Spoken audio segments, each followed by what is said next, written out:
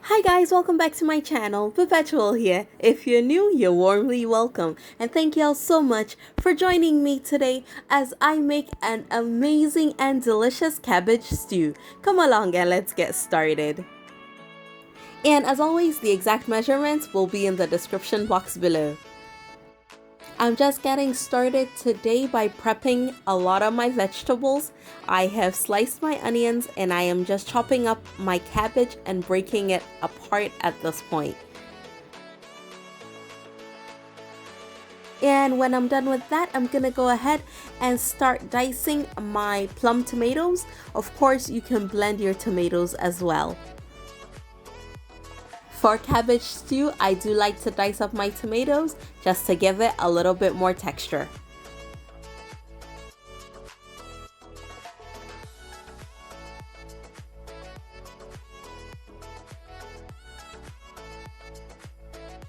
A lot of times when I make cabbage stew, it means that I am clearing out my fridge, so most of the vegetables that I have left over will end up in the stew. So I have a little bit of bell pepper and I have some carrots that I will be chopping up and adding to my stew.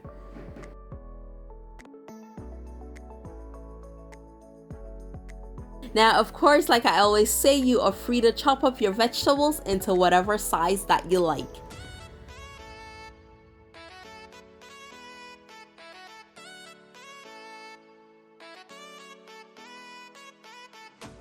And once my veggies are done, I am gonna go ahead and start prepping my chicken. I have a little bit of chicken that I'm going to be seasoning with a little bit of habanero pepper, some ginger and some garlic blended up.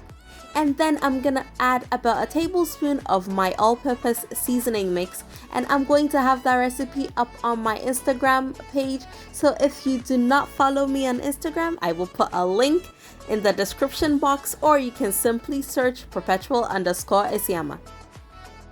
And while I have my blender dirty, I figured I would blend my pepper for the stew. So I have some garlic going in as well as some onions, and then I'm gonna add some habanero or scotch bonnet pepper into it and blend that and set it aside. Alright, so now I can start on the stew. I'm just gonna get some oil into my pan, and once it gets nice and hot, I am going to go ahead and add about half of my sliced onions and allow it to become nice and soft and caramelized, and then I'll go on with my stew.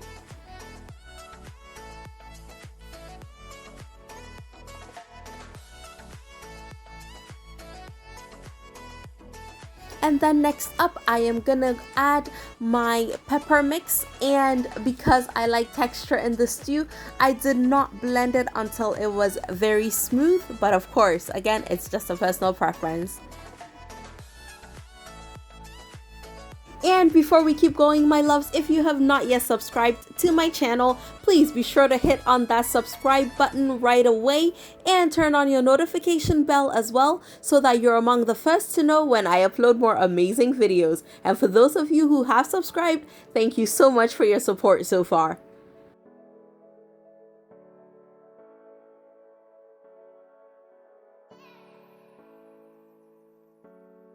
So while I wait for the pepper mix and the onions to cook out, I am gonna start with frying my chicken.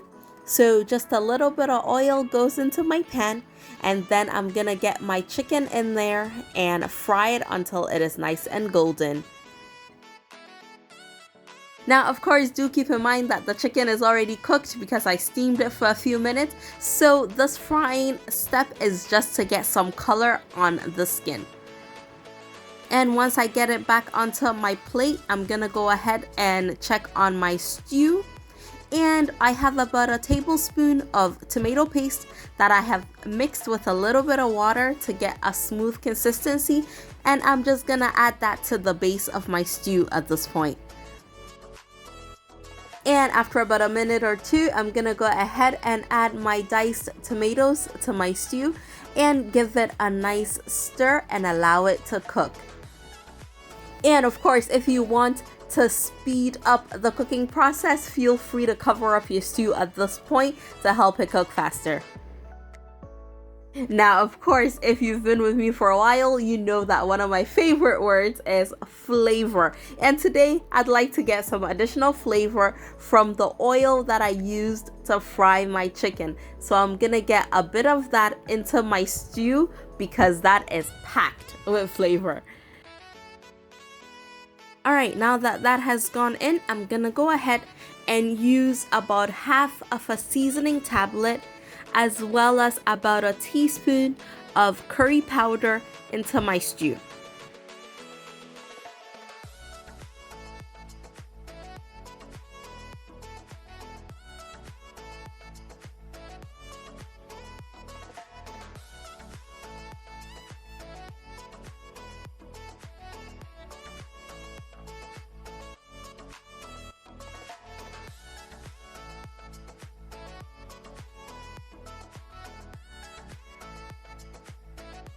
Now, to kick up my flavor up a notch, I am going to use my leftover chicken stock that is nice and concentrated, and it will have little bits of the chicken left over from when I took it out of the stock, and I'm gonna get all of that back into the stew at this point.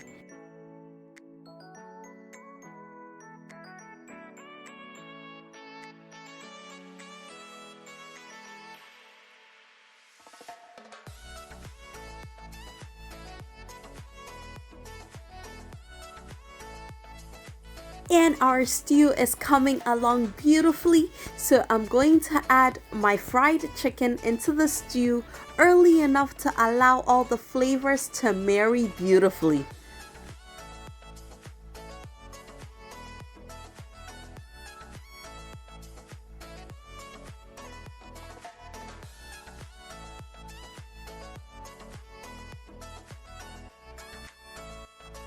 And one of my favorite combinations when I'm making cabbage stew is chicken and corned beef. So I'm gonna go ahead and add some corned beef into the stew as well. So I'm just gonna break it up into a few large chunks, but as I stir the stew, it will break apart even more.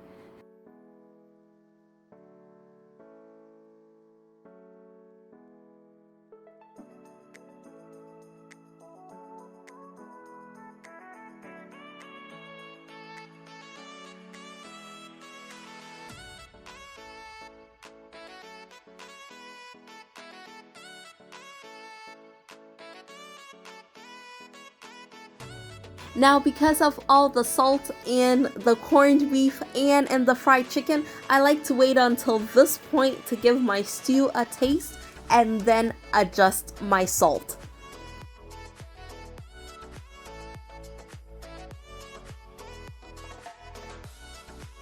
And our stew is looking amazing and it smells incredible in here right now.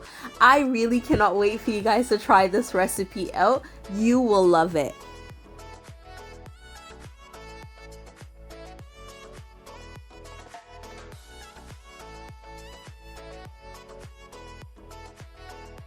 And now it is time for me to start adding my cabbage. I just like to break it apart even more when I am putting it in. And I don't know why I do this to myself, but I always tend to use a pan that is a little too small. So I do need to get my cabbage into my pot in batches to allow it to wilt so that I can fit more into it. Now, remember when I mentioned that I like to use cabbage stew to clean out my fridge? That is a money saving tip right there. That's what I do before I meal plan for the following week. I take a look at what I have in my fridge and I get rid of it. Whatever I can make with it, I start with that before I plan out the rest of my meals for the week. It definitely helps save money and you waste very little food. So that's one challenge I have for you for next week. Check out what you have in your fridge before you go grocery shopping and come up with creative ways to use it all up. And then when I'm adding the last bit of cabbage, I'm gonna go ahead and add the leftover onions as well as my green bell peppers and my leftover carrots as well.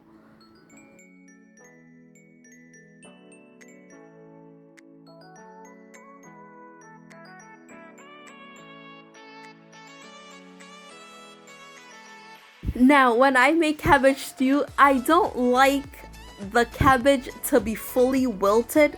So what I do is when I add my last batch of cabbage and then the rest of my vegetables, I turn my heat off so that the residual heat from the stew will wilt the cabbage down a bit, but it will not overdo it.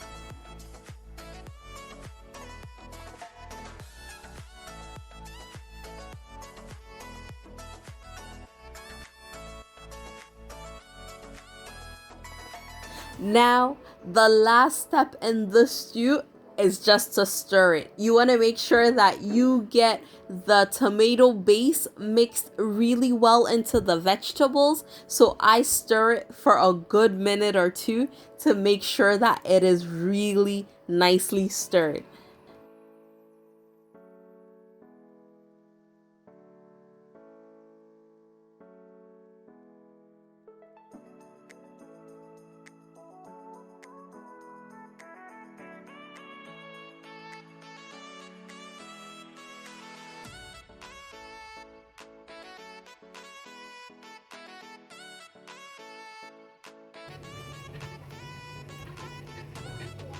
I absolutely love all the colors and the texture that I get from the stew. I can't wait for you to try it.